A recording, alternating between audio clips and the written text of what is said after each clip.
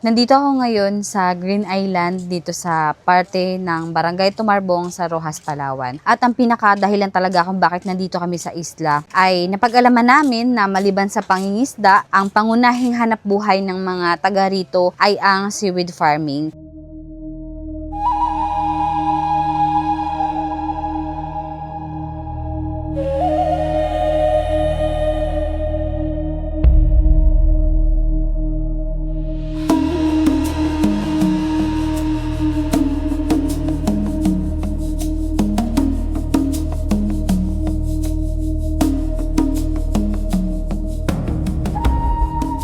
Magandang araw po. Ako nga pala si Florito Sitinta, nakatira po dito sa Sitio Green Island, Tumarbong, Roxas, Palawan. Kami po ay seaweed farmer, yung kagrupo namin dito sa likod, sila gumagawa. Ito po ang pinakaunahin naming hanap buhay dito sa isla na pwede namin papagkitaan ng para sa panggastos sa araw-araw o anuman na bagay na pwede naming paggastusan. Kasi ang pagtatanim ng seaweed namin dito sa isla, napakalaking bagay para sa amin na kumikita din kami. Ayun, ang ginagawa naman dito sa likod ko, nag-harvest po yan si Kagawad, iniman ng Barangay Tumarbong at saka yung kasama niya. Ito si Mrs. niya, kasama niya. Ang seaweed, dalawang klase ang seaweed dito sa amin. Papalit-palit sila ng maganda ang tubo kasi sa klima ng panahon. Yung Vanguard, gaganda ang tubo niya sa mga buwan ng April, May, June hanggang August. Yung nasisira naman dyan, yung Spinosum. Yung Spinosum naman, pag dating ng mga December o by January,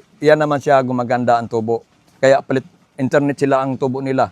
Hindi naman masabi na maubusan kami ng seedling kasi mayroon na namang pwede namin tiyaga-tiyagaan na pagtanim. Yung kahit mura lang ang presyo, basta mayroon din kaming kinikita. Yung Vanguard na naman, hintay namin yung season na gumanda ang tubo niya, saka naman kami magtatanim ng mga Vanguard. Tapos magkaiba yung presyo nila. Yung Spinosum, medyo mababa ang presyo. Yung pinakamataas niya ngayon, ang presyo nasa 15. Yung Vanguard naman, nasa 50 plus o 50.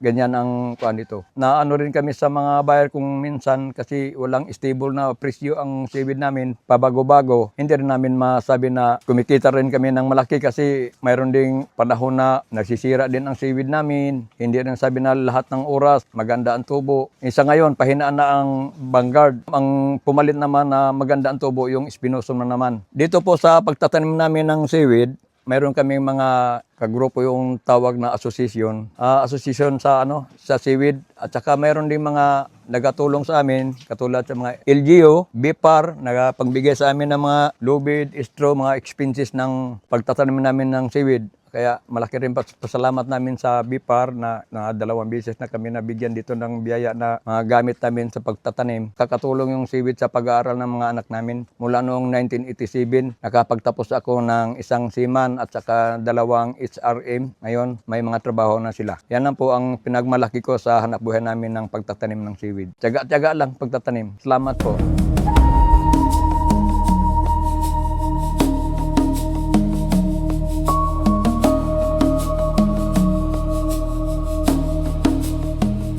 Ganito yung ginagawa kapag after ma-harvest yung seaweeds. Ayan. Yung ganitong klase ng seaweeds, hindi pa po ito yung good quality talaga kasi mas malalaki pa or mas marami pa yung nakakumpul-kumpul sa tali. Ayan, so tapos na. Tapos, pagkatapos niyan, ganito naman yung kalalabas.